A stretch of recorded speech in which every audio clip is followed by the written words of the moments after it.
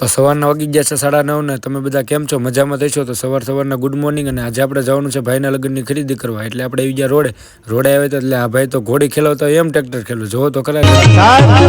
આ બધાય મરદના કામ છે, રાકીનાના કોઈ દી ઇતિહાસ હોય જ નહીં. અને પછી ગાડી લઈને નીકળી ગયા ભાવનગર જવા, કારણ કે આપણે બધી ખરીદી ત્યાંથી કરવાની છે. એટલે હું હાંકવા બેસી ગયો, એટલે ભાઈને ફોન આપી દીધો.